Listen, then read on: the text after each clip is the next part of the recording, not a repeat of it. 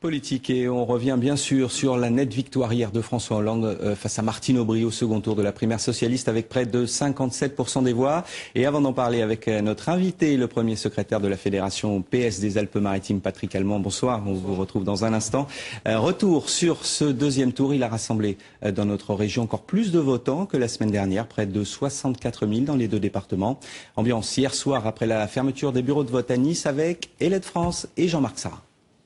Ni mine dépitée, ni sourire triomphant, l'ambiance était même franchement incolore. Hier soir à la Fédération du Parti Socialiste 06, à croire que par peur des divisions, tout était lissé, apaisé, afin que le seul rassemblement unisse désormais à nouveau les troupes. La première victoire que nous avons obtenue ce soir, c'est la victoire du Parti Socialiste qui a réussi les primaires.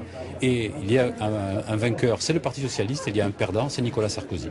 En fin d'après-midi pourtant, rien n'était joué et dans le bureau test de Pasteur, les derniers votants se répartissaient les candidats.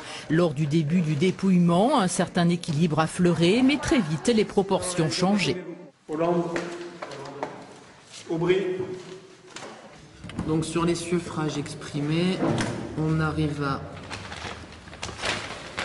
rapidement 62% pour François Hollande et 38% pour Martine Aubry. C'est un bureau qu'on scrutait avec attention. Il a donné un résultat assez net, avec une participation en hausse. Résultat assez net avec un François Hollande largement en tête. Près de 30 000 votants dans les Alpes-Maritimes, légèrement plus que dimanche dernier. Et au final, le bon choix pour ceux qui s'étaient engagés derrière François Hollande. J'avais fait le choix de François Hollande parce que je le connais depuis longtemps et que je savais qu'il était capable non seulement de porter le projet, mais d'être un très bon candidat à l'élection présidentielle. Hier soir, malgré la fatigue, l'heure était au rangement du matériel de vote pour les jeunes socialistes. La nouvelle ligne de mire est positionnée au 6 mai 2012.